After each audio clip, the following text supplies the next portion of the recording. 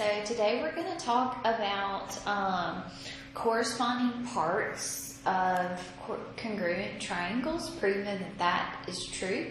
So this is our last one that we're going to do, and we will have our test next week. So we have a quiz on Friday. So on Thursday, we are going to just kind of refresh, go through any of the proofs that you may feel uncomfortable with. And then on Friday, we'll have our quiz, and then you'll be able to start looking at your study guide and going through all of that. So in this section, in this unit here, we're going to talk about something that says Cpctc, and we've already kind of talked about this a little bit. So Cpctc, it's a lot of C's, a lot of P's, a lot of T's. So corresponding parts of congruent triangles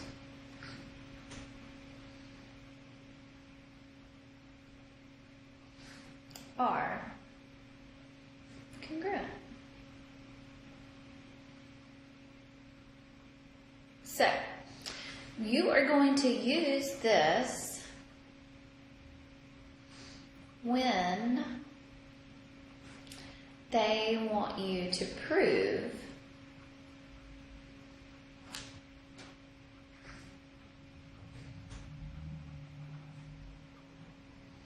parts of a triangle are congruent.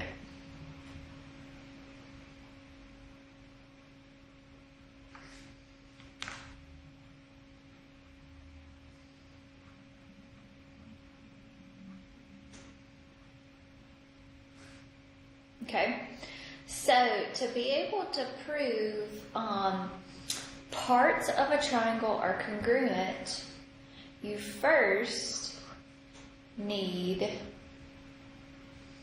to prove the triangles are congruent.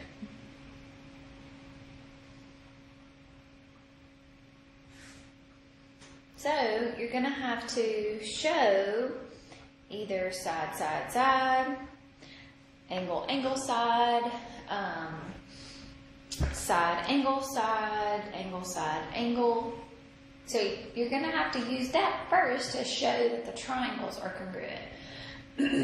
After you show that the triangles are congruent, then you'll be able to show that the given parts are congruent. And when I mean parts, sides is a part of a triangle, right? Or an angle would be a part of a triangle.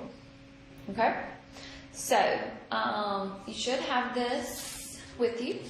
So let's get this out and go through these proofs.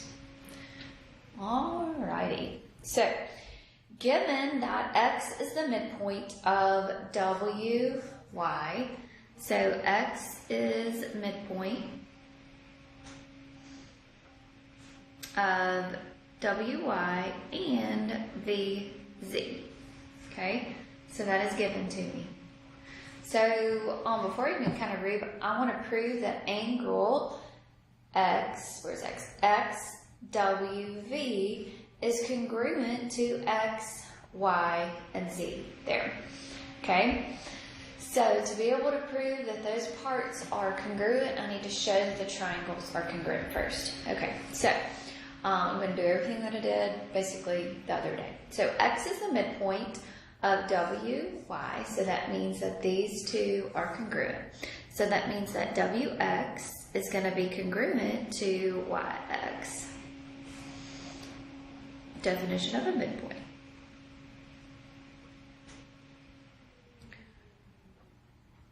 Okay, so it's also the midpoint of vz, so that means that vx is going to be congruent to zx.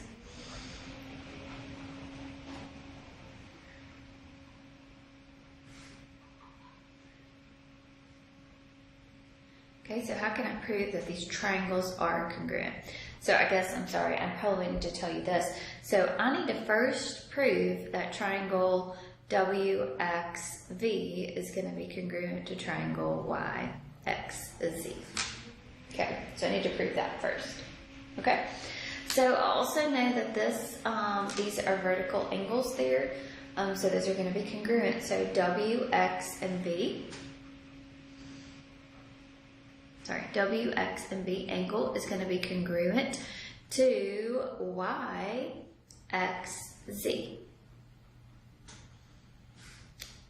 because that is a vertical angle. So what do I have here? Okay, I have side, angle, side, side, angle, side. So that means that triangle WXV is going to be congruent to triangle YXZ by side, angle, side. Okay, so we showed that the triangles are going to be congruent. So now I can, by this, I know that this angle XWV, okay, so angle XWV is going to be congruent to angle X, Y, and Z.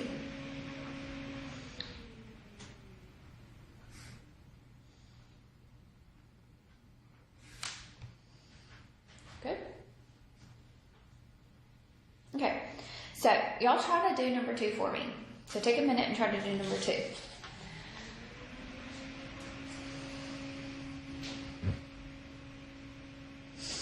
Okay, so JM bisects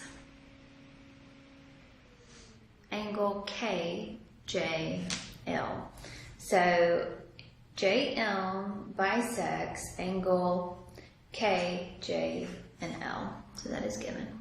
So when it bisects right there, that means that this angle inside here, K, J, and L, is going to be congruent to L, J, and L.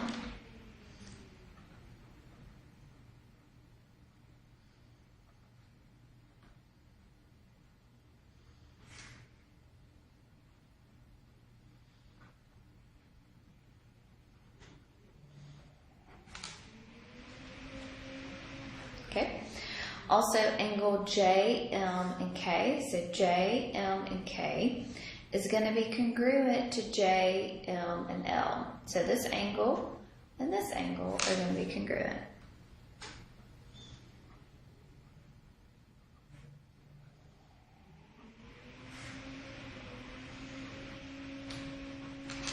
Okay. Well, that's an angle, and that side right there is going to be congruent. So JM is going to be congruent to JM by the reflexive property. So by angle, side, angle, right? Angle, side, angle. These triangles are going to be congruent. So what triangle is going to be congruent? J, M, and K. Okay, is going to be congruent to J, M, and L. Okay, so now this part here, JK, is going to be congruent to JL.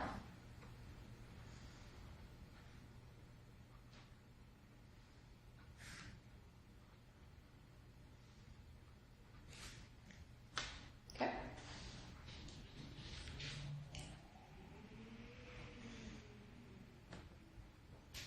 All right, so now y'all take a minute and try to do number 3, and then we'll do it together.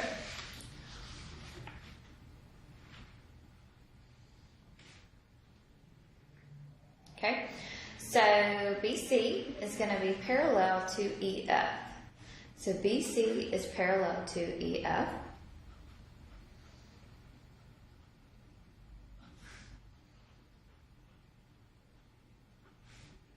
Okay, so if those are parallel, then D is the midpoint of BF. So that's going to make 2 congruent sides there. Okay. All right, so we could go ahead and say, I guess, what? D is the midpoint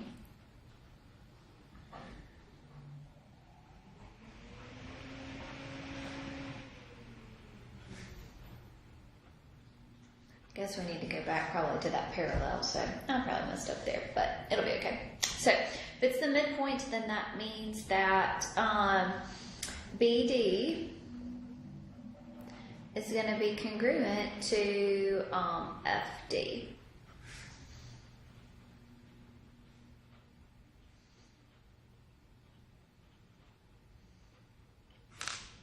Okay. So if these are parallel, then, and this is maybe our transversal, so let's just imagine that this kind of keeps going in both directions, right?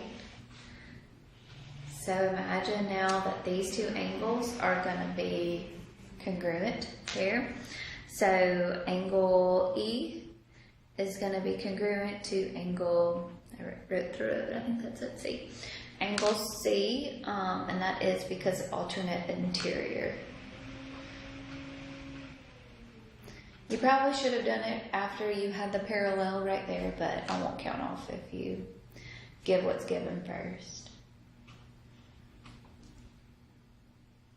Okay.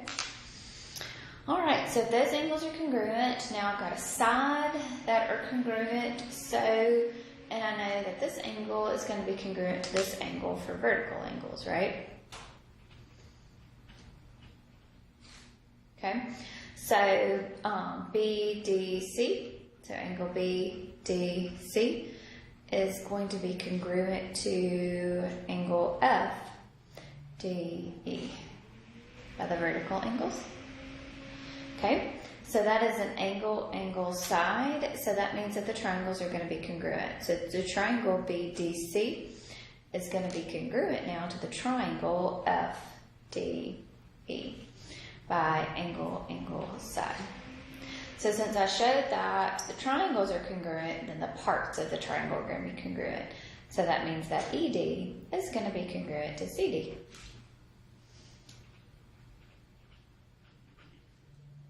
Good. All right. Two more. Let's go through these two. So take a minute now and try to do these two as well. Okay, so take about 2 minutes and work through these. Okay, all right, so AB is going to be congruent to AD. So AB is congruent to AD. That is given to me. Whoops, sorry. I was trying to write a triangle symbol there. BC is going to be congruent to DC. It's also given. So BC is congruent to DC. Okay. So prove that triangle or angle BC and A. So BC and A is congruent to DC and A. So I want to prove that these two angles of my triangle are congruent. Well, they share this side right here, so I could also now say that AC is going to be congruent to AC by the reflexive property. So now I know that each piece, each side is going to be congruent. So that means that triangle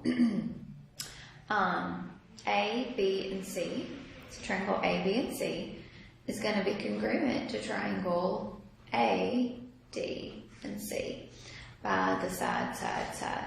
So all sides are going to be congruent. So now this angle that shows that this angle there are going to be congruent. So BC and A, angle BC and A is going to be congruent to DC and A.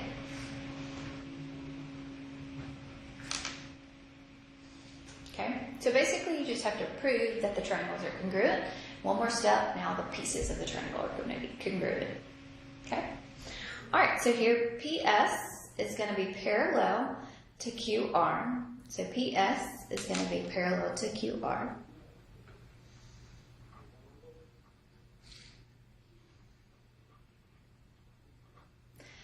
QPS, so QPS is going to be congruent to SRQ.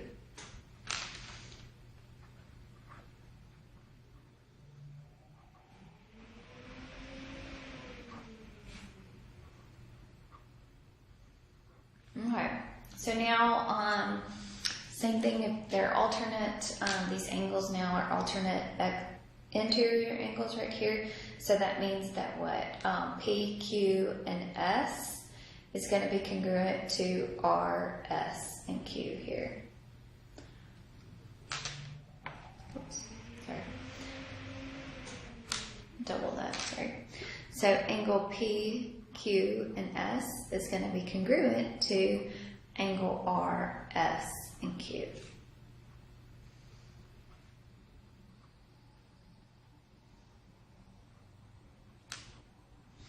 Okay, well, they share this common side here, so those are going to be congruent.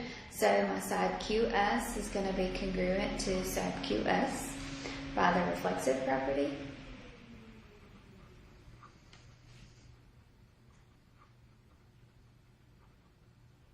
Okay, so by the reflexive property, so I have an angle side there. So by angle side, these triangles are going to be congruent. So my triangle P, Q, and S is going to be congruent to triangle R, R and wrote S, R, S, and Q. So since the triangles are congruent, the pieces here are going to be congruent. So that means that PQ is going to be congruent to RS. Okay?